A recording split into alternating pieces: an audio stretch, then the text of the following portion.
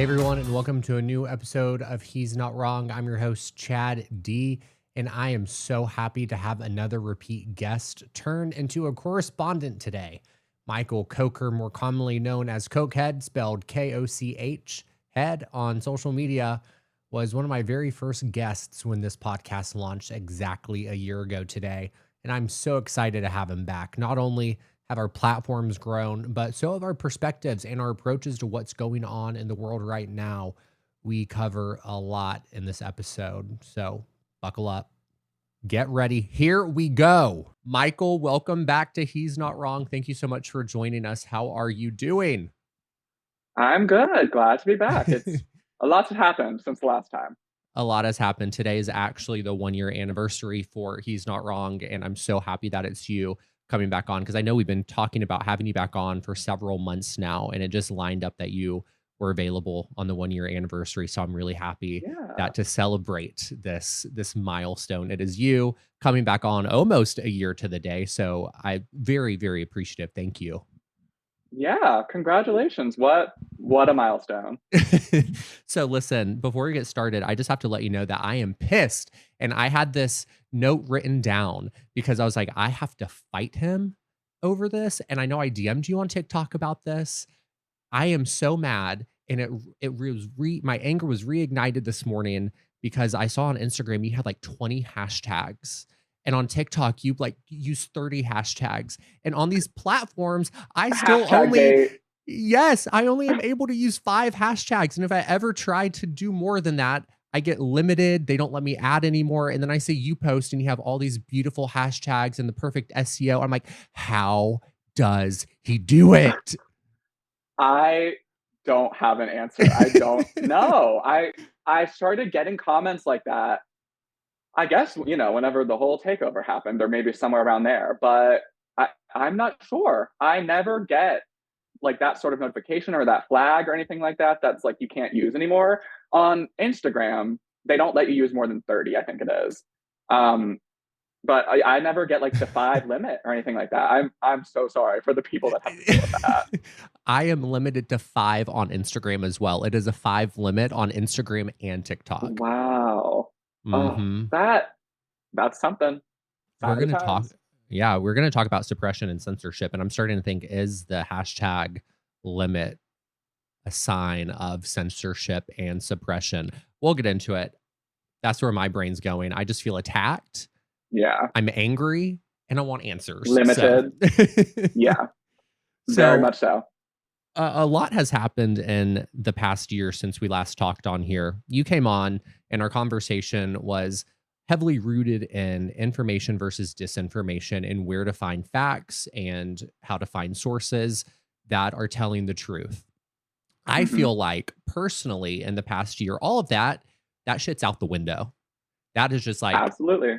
that is out the window. We are seeing censorship at levels that I have not seen ever before on all platforms. And I'm starting to view censorship as a form of disinformation. And I want your opinion on that statement. Yeah, I think that sums it up. I think that's the intention, right? Like, Mhm. first of all, understatement of the year that things have, might have been thrown out the window in the last year because, we not only are we seeing, these brands and organizations and companies, pandering and bending the knee so that I guess there's 2 reasons for that. A lot of the time you see these people doing this just to curry favor and to maximize on success and profits and all that. But I think there's also another arm of it where this is being done so that they can just stay afloat and stay viable. And as, you know, backwards as it seems, I think when you look at like, governmental organizations or agencies and stuff like that, that get their funding and they get told, you're either going to have this much money, you're going to have to cut this many people, this much funding, etc. A choice has to be made. And even though I, in a vacuum, wouldn't agree with bending the knee for any reason, Yeah. complying in advance for any reason, I I do kind of see the trade-off there. And it sucks. But I think that that's one thing we're seeing.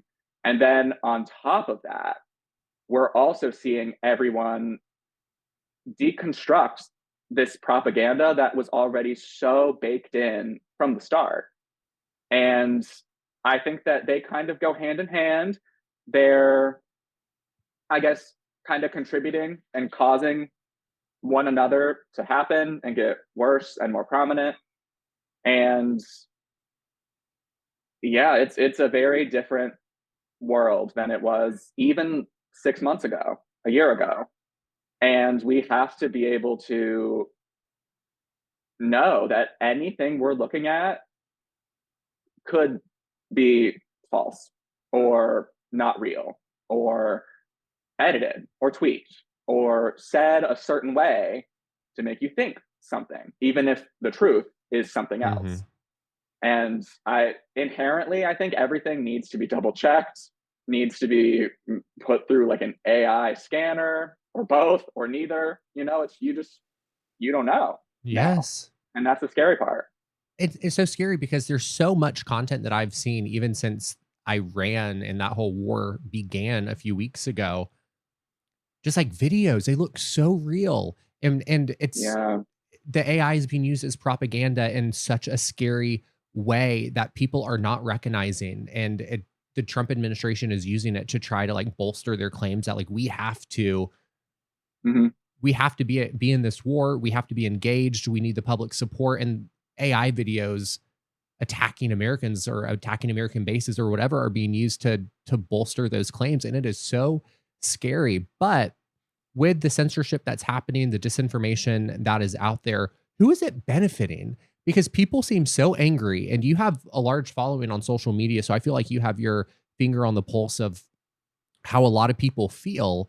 And people aren't dumb. People are aware that this is happening. And it's like, yeah, they're bending the knee to the administration, say like CBS and Larry Hmm. Ellison and that whole debacle. You have that going on, but people aren't dumb. They know what's happening and it's not benefiting their viewership and this is going to hurt them long term. So like why? Like why are they doing it now? Who is it benefiting? Because it's clearly not the public. Yeah, I think that's exactly right. The opposite of the general public, which is, if the general public is the 99%, the 1% is who's being benefited, or who, this is being done to benefit. They manage to, you know, grab everything, take hold of everything.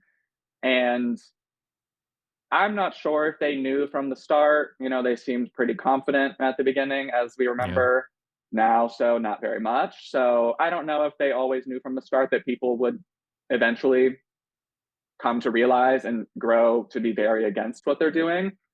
But I like to call it like their death rattle, their extinction burst. They they know the end is coming, and they are doing anything and everything, even if they know that we know it's all BS. They don't care. They're doing whatever they can to keep a hold of all of this that they've somehow managed to, get their like white knuckle grip on. Yeah. And yeah, I think that's one of the tools at their disposal for trying, I guess, and failing, but still trying to convince us of something they either truly do believe or know is not the truth, but they're doing it anyway. Yeah. And I don't know which one is scarier, if they really truly believe what they're saying or if they're being purposefully disingenuous.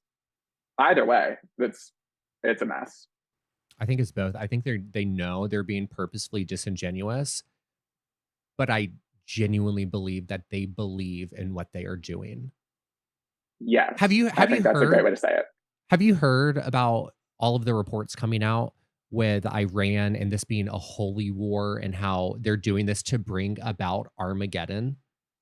Yes, and at this point, like like, sure, I think that they think that. Like, who was it? Was it Lindsey Graham that came out and said that? And it's I think that they again, I don't know if they really truly believe that or if they just know that's, poking the like white Christian nationalist bear and, getting those people to feel like threatened or like Yeah. their way of life is completely at risk. And if that is maybe, like I said, like just part of their last ditch extinction burst effort to keep hold of these people that they need to stay in power. And it's it's hard to judge on any given day whether or not that's working. I feel like slowly but surely we're seeing, one layer after another of the MAGA base sort of peel off. They do it silently, most of them, so it's kind Yeah. of hard to judge.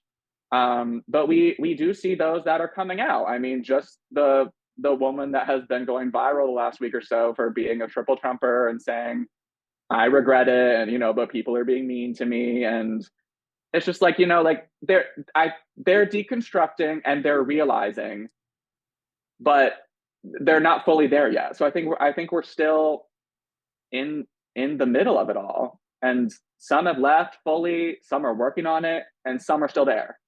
Yeah. Yeah. The writing's been on the wall for a while, especially with the Christian nationalism and it being a disease. It's something that I've said on the podcast for a full Mhm. year now, that Christian nationalism is a disease to this country. And I really do believe that I don't think Trump thinks he's going to bring about Armageddon, but I think he knows that there are people who actually do believe that. And it's like the groundwork for years has been laid for a war like this to happen and for people and their followers to actually believe that it is a holy war, to give Trump and his regime the power and the ability to get away with what they're doing and to have the support that Mhm. they need to get away with it. And that is horrifying to think that it's been in front of us this entire time and they have successfully, for now, gotten away with it. Right. I think that's one of the parts that I always come back to is how seemingly easily it's worked. Yeah. And like you said, the writing's been on the wall for a long time. And as someone who, has only become very, very engaged in the last year and a half or so, in the lead up to the 2024 election, as I feel was the case for a lot of people, Yeah. I personally, when I think about it, I can't imagine having been deeply involved or, just even been aware of how things really are and operate for like years and decades and like their whole life even. And I struggle really to wrap my brain around like I guess maybe being a little bit thankful that like I didn't know because ignorance is bliss in a way. And I think a lot about how the timing of it all seems like, and I'm not one to, be religious or woo woo or whatever, but it seems Sure. like kind of kismet in a way. Like Yep. this is causing us all to realize. And, maybe I'll get in trouble for saying this, but sometimes I think, you know, it was better that Kamala lost. Like if she had won, granted, none of this would be happening. She's she was right about that. She was right about a lot of it, as she reminds us. But I think none of this would, in that same way, I guess, none of this would be happening for the better and for the worse. Yeah. We probably wouldn't know anything about Epstein that we know now. We wouldn't be rallying behind one another to, fix the system, tear down the system. Sure. It would have Sure. just kept going on. And obviously, I'm not sitting here being like, I'm glad she lost because obviously that was like a devastating loss Yeah. and still, pulls on my heartstrings every time I think about it. But I think there's a bittersweet sort of irony there that this was kind of maybe meant to happen this way. Yeah. And Yeah. yeah, it's a tough thing to kind of grapple with, but I find myself thinking about it a lot. Yeah, I with my friends, whenever they're going through something difficult, I always say, like, "There's a silver lining to this." For instance, last week, a friend of mine was laid off, and I was talking her Mm. through it, and I was like, "That like, no, like, this is actually good. You wanted to get out of the industry. This is actually a door opening, not a door closed." And in that same vein, it's like, it's horrible that Kamala lost. Like, it took a solid year to get out of that depressive state, but Yeah. I like if I'm gonna say it to my friends, I'm gonna say it here because it's something that I believe Mhm. wholeheartedly in all aspects of life is that there's silver linings to everything. And the silver lining to her loss to what you just said is the fact that it's all out in the open now. This isn't just gonna Yeah, continue. It's not like this is getting punted down the field and it's gonna be dealt with in 10 years and then even more things exactly. could happen. It's like, no, we're like it's being addressed now. And as horrible as it is, there is a positive aspect to that. And I don't think we can lose sight of that. That's a really great point. Yeah, I think of it sort of like, you know, like a Pandora's box, kind of like we've opened it now and there's no closing it. There's no putting back in what has come out. And if, we had gotten President Harris and, we'd be like a year and a half in now, I don't think any of that would have happened. Yeah. And I guess, like you said, a great way to say it, silver linings. Yeah. And you have been impacted by all of the suppression and disinformation that we have just discussed.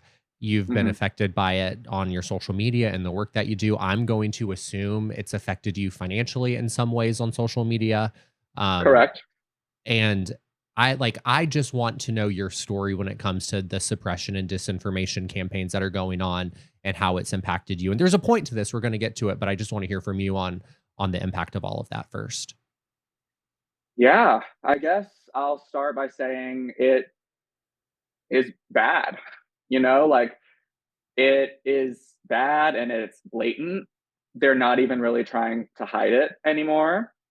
Um, a great example is, I guess it was about a week ago at the time of this recording, during the midterm election or primaries for the midterm elections that we just saw, in a couple states. And creators, including myself, that entire day, like, could not post. I think a few others that were included, like bigger names, like Aaron Parnas. Mhm. I know there were a few others too that, the day of, we all couldn't see each other's stuff. So it was like, Yes. is this only happening to me?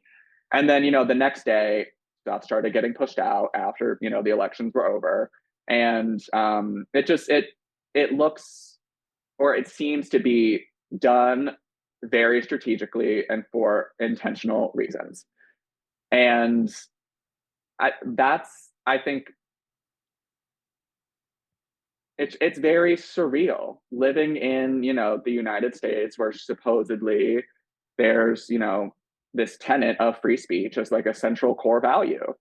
And, we can play it up to like, oh, the app was being jittery, or, it was a one-off, whatever excuse they come out and provide us with. We all know it's BS. We know what they're doing. Whenever I have videos personally that don't, you know, go anywhere, after being or doing this for like a year and a half, you get to a point where like when it's happening. If you Yeah. post a video and, after like a minute, it has like, you know, a couple dozen views, you're like, okay, that one's well on its way. But if it sits there for an hour and it has like one view, you're like, okay, that one is purposefully being suppressed. And once I started really getting, off the ground and got into the creator rewards program on TikTok and started actually earning some money for doing that, was when we saw, that initial, I don't even want to say takeover, but when we thought it was going to leave and then it came back the next day with that message like thanking President Trump, The worst 12 that was hours of all when, of our lives. literally, when we fled to Red Note. Um, but that was when I started to see my my reach and my engagement, and then as a result, the payout was like throttled. And don't get me wrong, it was still better than nothing because the other option was I was unemployed. So I kept going, I kept at it, thinking, maybe I just need to reconfigure what I post. But then I kind of thought that like that's exactly what the intention is. They want us to stop talking about this and talk about the things that we will be rewarded for. Hmm. And I think that kind of lit a new fire in me to just do it because I want to do it and not because of anything that's being given to me in return. For sure. Um, but then later down the road, we saw like the actual takeover, and the U.S. now having its own version, or however that all ended up working, and kind of like how we started this little section of the conversation talking about like just the primaries for the midterms last week. It was they either will completely suppress your videos or they will keep entire trends or news events off of your timeline. Like we were told that when they officially withdrew from Minneapolis that they were gone. And that very much is not the case. They're still there Yeah. and they're still doing what they're doing. It's just we're not seeing it. Yep. And even, bigger, more worldly things like what we're doing in Iran. Like it's you don't see it unless you are purposefully searching for it. Or if, one video happens to, poke through the algorithm and you see it. Or, there's it sucks. Yeah. In short, Yeah. I guess. To your point, it was really, really scary when all of the censorship was happening with a handover of TikTok to the US owners, I believe. Doesn't Oracle own TikTok now? I think so. I think that's the one. Yeah. So the Minnesota shootings happen at the same time they're handing over the ownership to Oracle.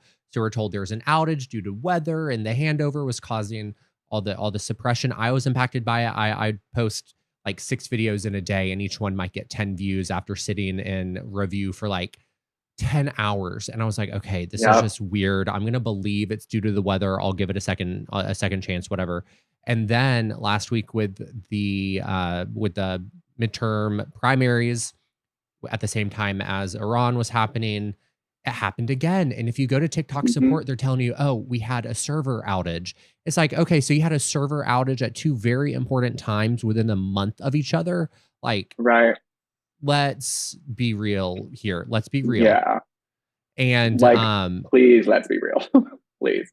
yes, and so another time when I noticed that there was a lot of suppression going on, and I thought I was like a conspiracy theorist, thinking, okay, this app is like censoring so many people, so many topics, whatever. Was when the Sasha Riley story came out, and Hmm. I think am a product of that censorship. And I take ownership. I could have gone to Reddit and to other platforms to read Right. about it, but like I was ill informed on TikTok. But what I understand is that Sasha Riley is a war veteran who is on these tapes talking about trafficking and abuse as it relates to Epstein. And anytime anyone would make content about it, it was suppressed. And it was so important for people to hear. And it should have been one of the biggest stories during that time period. It should have been the story. And Hmm. somehow it wasn't. And you were making a lot of videos on this topic. And I Yeah. would hate to think that there might have been consequences on the algorithm for everything that you did to speak out about it. But be my teacher for a minute and like inform me and my audience on the severity of Sasha Riley and the importance of knowing about what all happened during those recordings and what they revealed. Yeah. Um, that is a heavy one. Yeah. Um, for me personally, it was, I think, one of those first instances where you hear the graphic details of it all. I think that because of everything coming out about Epstein and that whole, criminal cabal and everything they're doing, it in our heads, I think, is just like this abstract, vague thing. And I think that that is ultimately too what causes some people to just tune it out and say, well, that's not true, or that didn't happen, or I've never heard about that, so it didn't, all the Yeah. excuses that are made. And I think that this story, Sasha's story, is just, I don't even want to say the first, but one of the first mainstream ones of many, many, many that are going to come out. We're already kind of seeing, more people come forward with their own, whether it be a new independent testimony. I mean, the journalist Lisa Noel Boldang, who did the interviews with Sasha, just posted another one recently with another victim, another survivor with eerily similar stories. And whether it be that, whether it be a new survivor independently on their own speaking out, or just a seemingly everyday person like you or me Hmm. hearing just the right thing from these survivors that helps them remember something or just heal. Yeah. I see a lot of comments specifically on some of the videos I did to, spread the word about this, of people just being so very open and transparent and sharing things that happened to them. Yeah. And some people, have been grappling with it for a long time and have known, but a good amount too were saying like, I I heard Sasha or someone else, I heard something that like triggered something in me and caused me to remember all this stuff. And now I'm having conversations with my family and talking to other people, and I think that really just adds to this idea that everyone's waking up Yeah. Yeah. and realizing that what we have been told is real isn't. Like, and I think even to, what you said a second ago about you felt like a conspiracy theorist, like I think we all right now, like a little bit feel that, because we've been told that all this stuff doesn't happen, and that, it may be, you know, one or two or, one off things. Like, of course, there are bad people out there, yada, yada, yada. But when I listened to Sasha's testimony specifically, it was one of those, I think, clear eyed moments where I was like, yes, this is like unfathomable, but like, I don't think that that means it should be disregarded. Yep. Yep. And I think that we hear about all these things that supposedly go bump in the night. And that's kind of all they stay as, like these theories or these, like tales. But like they're all true, you know? And I kind of said before, I think, like the Pandora's box of it all. Like it just feels like something clicked and you can't now unknow this stuff. Um, and I think that Sasha Riley represents something that is larger Yeah. than just specifically what happened to them or what Yep. happened to, the other survivors. Not just, even the system that allowed it to happen and go on for so long, but this idea of resilience. And I think that, especially right now, hope can be a very powerful thing. Yeah. And in times like this, it's really one of the last things we have to hold on to. Yeah. And I think we got to hold on to it. We got to band together. And perhaps most importantly, not be so quick to disbelieve something because it's unbelievable. you know? Yeah. Yeah. That that's so true because, there are times when, like, my boyfriend's talking to me about a story, and it's the first time I'm hearing something, and I'm like, "That that sounds so out there, like, I don't believe it," and I have to check myself, and I'm like, "Okay, the times we're Right. living in, it's possible," and I think the Sasha Riley story really highlights the importance of independent journalists in media outlets. Es Absolutely. especially with, as we were talking about with Larry Ellison and CBS, and now we're seeing, CNN potentially being bought by Larry Ellison. You can't trust them to cover these stories in the way that they need to, so we have to be looking at independent journalists for those facts. Even Mhm. when those journalists and storytellers are being silenced on the platforms that we rely on. And so one thing I wanted to ask you is this distinction between coincidence and coordination, because a lot of things, it might seem like a coincidence, and I think that's what they want us to think, but in reality, and I think you'll believe this. It's not a coincidence. It's actually a very deeply coordinated effort to Mhm. either silence a subject, silence a personality, knowing that they have ownership over the news media and they're not going to run the stories. So now the censorship is a way to now silence those independent journalists. Thoughts? Yes. I don't believe there are coincidences anymore. Mm, At least not when it pertains to this administration and what they're doing. Um, I think like the word you used was perfect, coordination. It is very, very, very intentional and done. They they literally had the play like Project 2025. They had an entire playbook that outlined exactly what they aimed to do and exactly how they aimed to accomplish it. yeah. And yeah, it's they I think because someone like Donald Trump is the figurehead, the face of all of this, because he's an idiot. People assume that, they're just throwing stuff at the wall and they're all idiots. And Yeah. that is not true.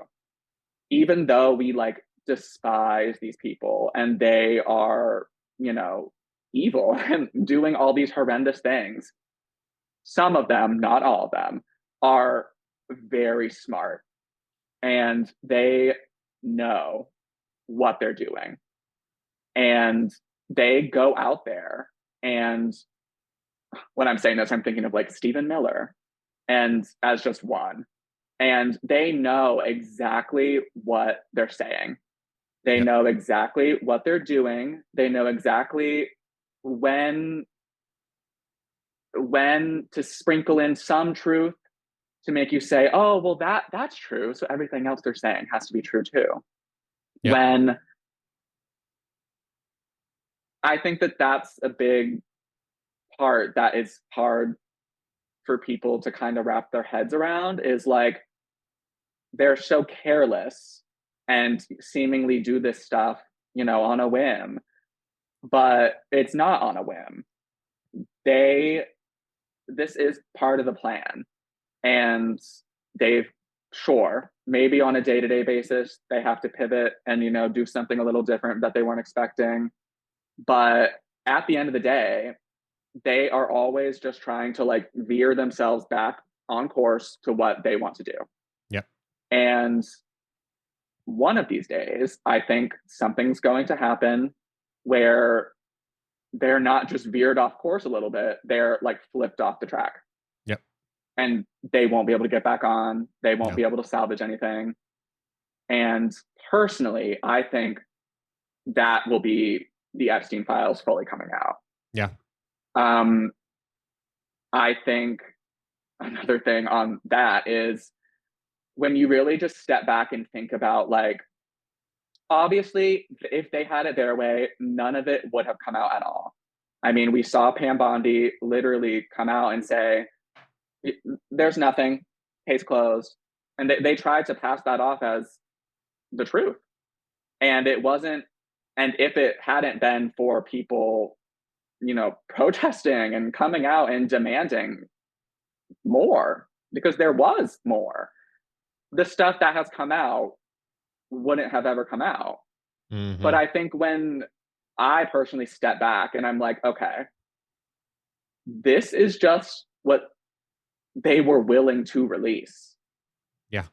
Like, and if something this horrible is, considered like the least bad of it, what else could be in there Yeah. that they don't want out? Like, not even related to, the sex crimes and abuses themselves, but I mean, we've seen other stuff come out that is, alluding to Jeffrey Epstein having these deeper than we thought connections with Yeah. government officials all over the world, and Yes. primarily Israel. So it's like, what else is in there that they don't want us to see? Yes. And I think, I mean, not to beat a dead horse or repeat what I just said, but if this is what they thought was the least of it, like, it really makes me put that conspiracy theory tinfoil hat on and say, like, it nothing to me is like untrue anymore. Like, I Yeah. think anything is possible, as Yep. crazy as that sounds, but we're living in crazy times.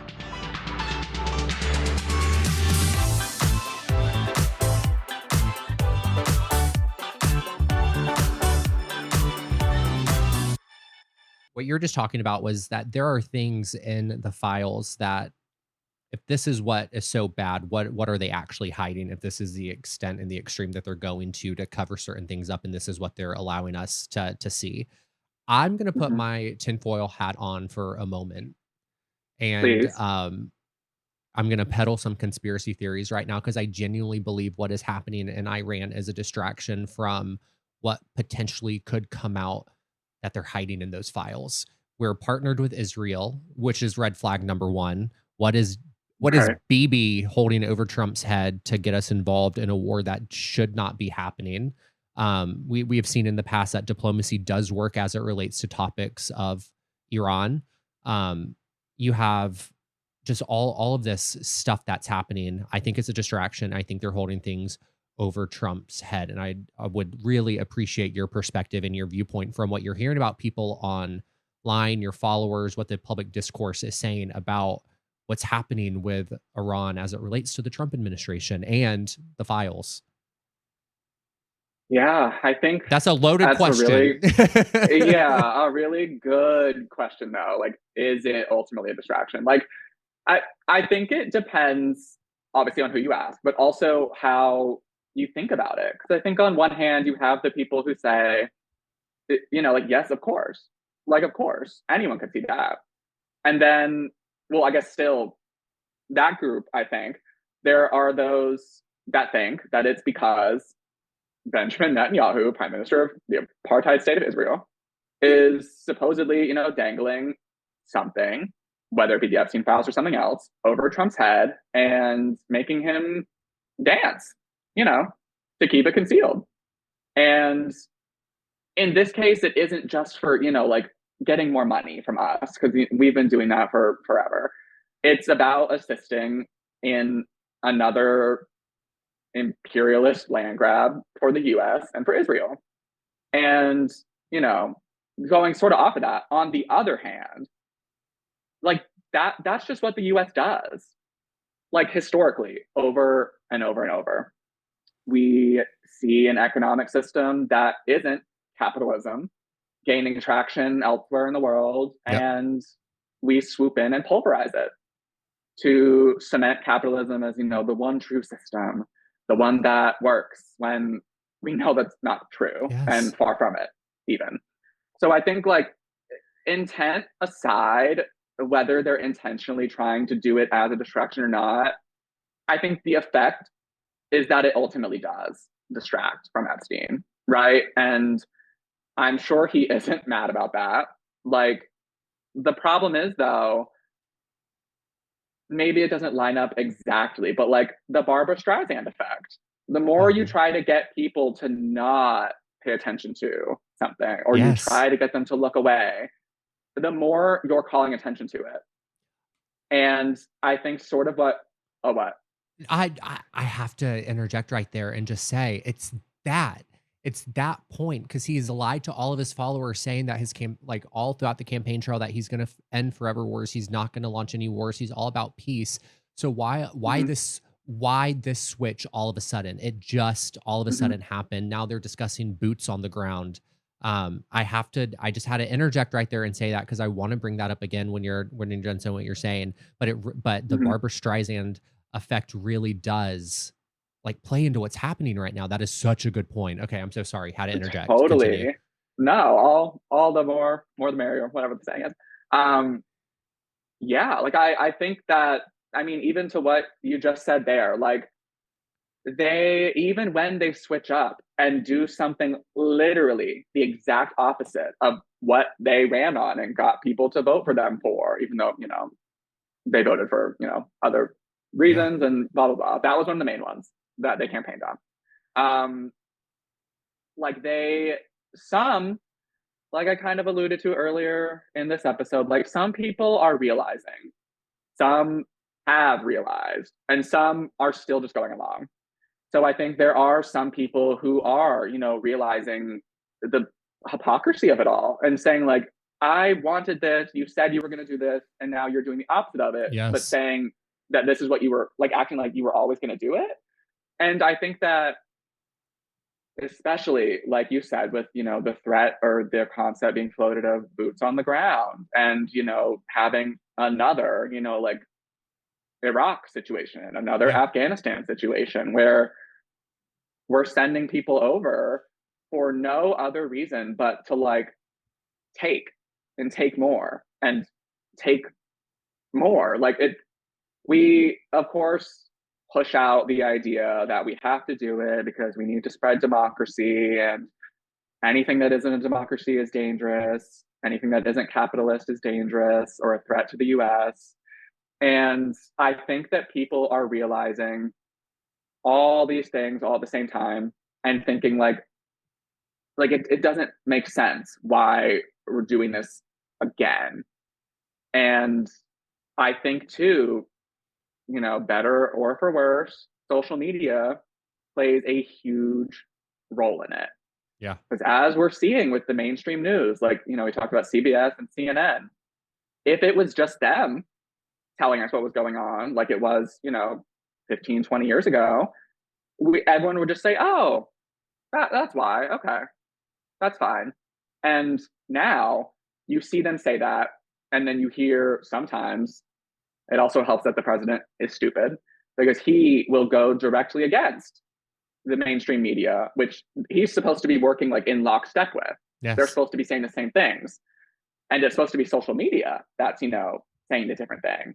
But he will, because he's stupid, will say something completely opposite or, make the people on the news look stupid or like they don't know what they're talking about. And Mhm. I think that the social media of it all, plus him being stupid, is helping people more basically see that thing, like there is no through line. There's no cohesiveness. There's no like similar message that is being put out. So on top of the confusion, there's, I guess, a sense of betrayal where people are realizing these institutions, these organizations, blah, blah, blah, that we are supposed to just inherently trust are so easily lying. Yes. And Yes. I think because they sound the same as they always have. So I think people are starting to realize a similar, I guess, line of thinking, like with the Epstein stuff coming out, is like, well, what does that mean about everything? Like, were they always lying through their teeth, Yeah. or is this new? And I think it's causing people, again, because this isn't the first instance that we've done this. We did it, Vietnam, like, you could go as far back as as far back as you want to. And then, of course, more recently, Iraq, Afghanistan, stuff like that, where people, it was like in their lifetime. So they remember Yeah, yeah, how pointless and dangerous and obscure this seems to be. And they're like, not only did you run on not doing this again, but you seem to be so like cavalier about just doing it again. yeah, And I yes, think that's really rubbing people the wrong way, especially the MAGA base that is supposedly so pro military. And we know that, they use the military as means to recruit low income people, more so people of color, things like that. So I think these communities that overlap a lot with the MAGA base and those that will be put on the front lines yeah. is causing that like cognitive dissonance in them for the first time. Yeah, yeah. It's a chapter from a old playbook that they're using, but the difference is people are now more connected. They're communicating in new and different ways, and so that old playbook really isn't made for where we are as a society today. And to talk Mm-hmm. about the lies that are just being perpetrated, even just with Iran, you have Trump lying about the girl school, saying that it was a drone when we have images of it being a U.S. Tomahawk missile. You have the lie that Trump is saying no Americans are captured. You have Iran saying that Americans are captured. You don't know what the truth is. The Mm-hmm. number of deaths, there have been discrepancies in that from day one. It's like what is like it is just the lies are just so blatant. And I wish I could say it was shocking, but it's not. And I think there's a big difference between there's a lot of similarities between what's happening in Iran right now and with what happened in Iraq circa 20 or 2003. And I think Mm-hmm. after 9/11 there was this like acceptance we're attacked, boots on the ground might be necessary. So there was a catalyst Mm-hmm. for that justification, whether how popular or unpopular it was, people could at least wrap their minds around something for the decision making that was going to come from the White House. Now we knew there was no weapons of mass destruction. We know Condoleezza Rice was a huge architect for the perpetuation of that lie of weapons of mass destruction to get people into Iraq. Horrible. The enhanced Mm-hmm. interrogation methods that they used was also perpetuated from that lie, but there was still a catalyst for a justification for why boots would be on the ground. And I know, like back then, my dad was in the military and he was a part of one of the first units in Alabama to be deployed Mm-hmm. overseas after 9/11. And there was this like, there was just this idea like, yeah, it's horrible, but like this is what you signed up for. And like you are actually fighting for something. And today I think the difference is like, what are they fighting for? Other than one man's ego, there was no catalyst. You are literally Mm-hmm. fighting because Bibi Netanyahu is telling you that this is what you need to do and why, because he's holding something over his head at what cost? At the cost of American lives. And I think that is where the disconnect is and where the miscalculation is on Trump's part. I think he looks back 23 years ago and sees, well, there's a lot of public support for Iraq, so it's going to happen again. It's like, no, we weren't Yeah. attacked. We're not stupid. And then last week, you saw Condoleezza Rice at the White House, and that should be red flag number one. She should never be allowed near a government complex building ever again. And yet she's was seen at the White House. And then what happened in the news the next day? You saw Trump talking about boots on the ground in Iran. And Yeah. again, I don't believe in coincidence either. I think that was coordination. And so Yep.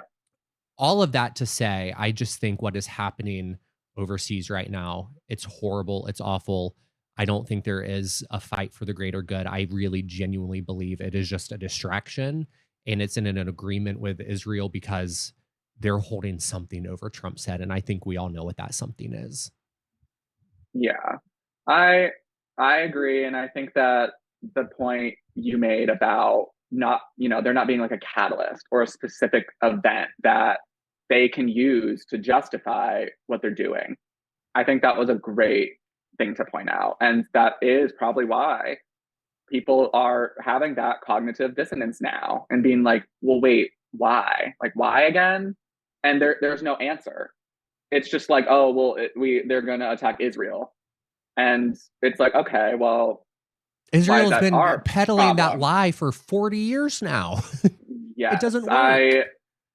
I was gonna say I love, but I don't love. It's just it's so fascinating to see that like compilation video of Netanyahu coming to like the UN or the US or whatever, and for decades, I love not love. It's just it's insane that he will be like they're this close to like, and it's like no, they aren't. Like you've been saying They've that been for 10 days away. decades. Yeah, they've been saying they're 10 days away from a nuclear weapon since like I think it was Yeah, like 1989 or 1990. And you could say you love that video solely for the fact that, and that's okay because yeah, it I love exposes the him. fact. Yes, I'm so happy that it is so easy to create something so simple to show the impact and the lie. I love that. Like more of that, please. Yeah, exactly. Before I agree. before we start rounding out this episode, I want to continue to talk about that American defense, but in terms of the defense, the DHS and Christy Nome and Mark Wayne Mullen, and you made videos about this. I thought about making videos like this. I saw a lot of other creators make videos like this where we are celebrating the loss of Christy Nome, and that is to be celebrated. When Right. should that celebrating stop when we realize who's going to be replacing her? Oh, like it was almost immediate. Like, because obviously the news came out at the same time. So it was immediately like she's gone and she will be replaced by this person. And so I got a bunch of people on the video where I was celebrating, which even in the video I posted, it was kind of like more about the conflicting feeling in that moment of, well, I want to celebrate, but I know, like, we know what's also coming, Yeah. and that's arguably worse. Yep. So you of course have a range of people that think a range of different things. Some people thinking, you shouldn't celebrate. You shouldn't celebrate at all. Like this is just bad, and it's going to get worse. And on a very basic level, true, I suppose. But I think kind of what I said earlier, like hope is a very powerful thing, and going off of that, celebrating and being joyful is, I think, also another antidote to what's being thrown at us all the time. And they want us to be anxious and scared and terrified. And I think, like we see with the ice invasions, if you want to call them that, like they want people to cower at the sight of them and Yeah. obey. And it enrages them all the more that we aren't doing that we're fighting back. And then my favorite videos are the people like bullying ICE and calling them names and just laughing in their face. Like they hate it. They literally hate it so much. And I think there's something in their head where they're not getting it. Like they should be afraid of me. And it's like, no, like they don't even realize that us not giving into it is also a form of resistance.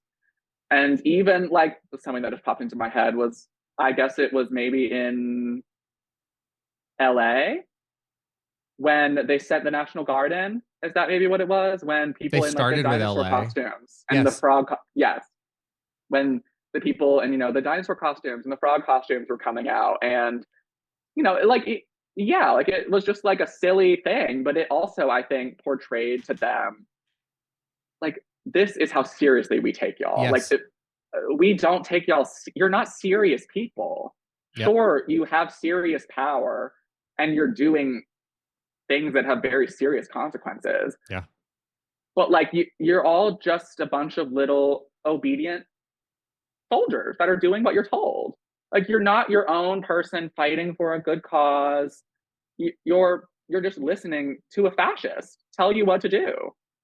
And I think that it's a very different landscape than it was even then. I think back then people genuinely were very afraid, Yeah. and they were like, well, if he can do this here, where else is he going to do it? And I think it's even hard to say that it's dialed down, because I think in some ways it's amped up Yeah. and gotten worse. But I think the resistance has matched that and met them where they are. And when they go harder, we go harder. Yeah. And I think that that will I think help us, and that will ultimately be what causes them to lose. Is that there are so many more of us than there are of them. Yes. And, my friend Josh, he is, I believe, the director of communications for the Senate Judiciary Committee. And he made a video where Mm. he was doing it's not like the ice challenge, but he was doing pretty much the regimen that they have to do in order to prove that the physical fitness test that they have to do in order to become an ICE agent. And he was showing how easy it was. And I mean, it went viral online, but he had Mhm. confirmation that Kristi Noem and DHS saw that video. And I think it speaks volumes to where their priorities are, because they weren't mad that it's super easy for anyone to be put in that position. It's not violations against Americans and the Constitution, but they were pissed that he made that video, and it caused like an internal crisis at DHS. And I think that speaks volumes to where their morals and their standards are. It's absolutely crazy, but I say that because it is so easy for us to continue to make fun of them and to point our finger at like how big of a joke they are. Just like with Mark Mullen, if he thinks he's going to have a free pass, I'm sorry, but he said, "I'm sorry, that was a misspoke." Are you kidding me? Like, you're not even in the office yet, and the material is writing itself. Like, I am not going to Right. take it easy on you. Oh, Mark Wayne Mullen. I mean, like, between Kristi Noem and him, like, talk about Dumb and Dumber. Like, Yeah. it's it's much like everything else going on. It's sort of unbelievable Yep. that, and I literally have a video in my drafts right now that I filmed like just before hopping on here, is like, and it was like a take that I see, recycled in those posts on social media and stuff. But it was essentially about like Republicans go so hard to say that like AOC isn't qualified and that she's just a bartender and she has no experience, yada, yada, yada. Meanwhile, she has a dual degree in economics and international relations, which like seems like the two things that would really qualify you, right? So, and then you look at Mark Wayne Mullen, and he, before becoming a senator from Oklahoma, he was a plumber. And nothing against plumbers, sure, like that's who they wanted to vote for, I guess. But he to say or act as if he is even remotely qualified when they put so much emphasis on qualification and Yeah. experience is is unbelievable. It's laughable. Yeah. And I it's an interesting thing to see unfold, because we saw all these initial nominations to the cabinet last year, and we thought there's no way a majority of them or any of them will be confirmed. There's just no way. None of them are qualified. None of them have any experience. And at the end of the day, they're all incompetent. Yeah. Like, there's no way. And then one after another, they all were. So I think even though things in the climate and the landscape have changed a lot because of all the resistance and all the pushback, I could see it go both ways. I could see, enough senators maybe having a backbone to say no.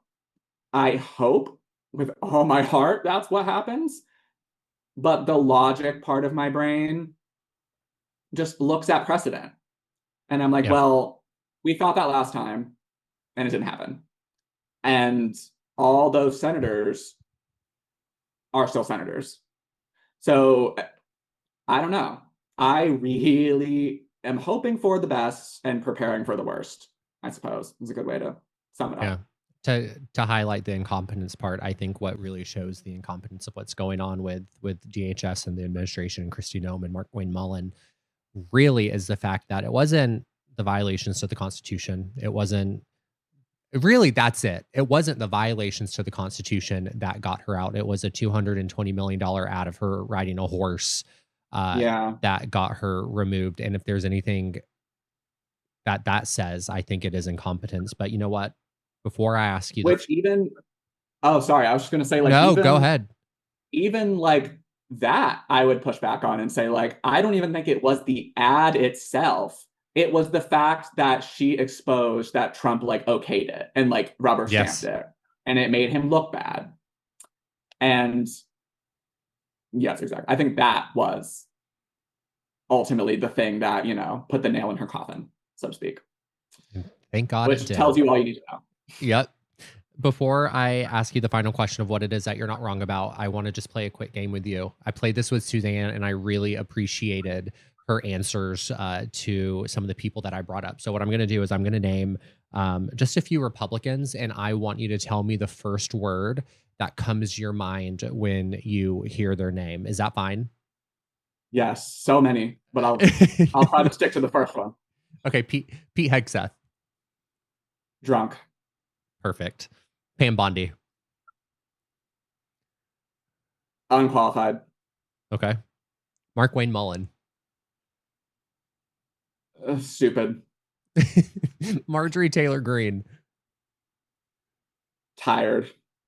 I also have to interject here and say, I hate that we live in a society where I find myself actually like now agreeing with Marjorie Taylor Greene on some things. I know compromise is good. I know finding middle Right. ground is good, but this is where we find ourselves. Yeah. And I will say, like, she's agreeing with us. Like it may seem Oh, like great point. because we're Great seeing point. her take, it's like, oh, like not me agreeing with her, but it's like, no, like we've thought this before her. She's agreeing with us. She finally just caught up. Oh, thank you for saying that. I instantly feel better about that actually. But the final one, Lindsey Graham. A pedophile. Oh, that's true. I was hoping you're going to say gay, but I mean, I'll, That too. I'll take pedophile. You know what's coming. The final question, Michael. What is it that you are not wrong about? I am not wrong about this will end. I know there are a lot of people out there who think that because what's happening, it hasn't been stopped, that it won't ever be stopped. But it will. And that, doesn't mean that we shouldn't just, or that we should just throw our hands up and wait for it to come in like the tide. Yeah. We have to work together and I guess at risk of pushing the metaphor, we have to be like tectonic plates and make like a tsunami and make it undeniable so that it can be stopped and people will stop thinking that what's going on either isn't serious or isn't happening at all. It is, but it will end one of these days. I'm holding you to that. It better. I'm putting my hope and my trust and my faith in your words right now. Okay. Okay. Michael, thank you so much for coming back on today. I really appreciate it. Your insight, your wisdom, everything that you bring to the table from your expertise and what you hear online from all of your followers and bringing that to our audience. I'm so appreciative. As I hope you have listened and heard, and if not, the saying goes on He's Not Wrong is if you come on the podcast more than once, you're now a correspondent. So I'm adding you to my correspondent list. So you join Okay. the ranks of my friend Dr. Benjamin Arnberg, Mallory Hagan, Gay Balamont. Gay is a correspondent for He's Not Wrong. I'm in the process of making a page on my website to have all of y'all's headshots on there for my correspondence. So as an official Okay. correspondent of He's Not Wrong, we look forward to having you back on very, very soon. And I appreciate your time so much. I greatly appreciate it too. And I look forward to more correspondence.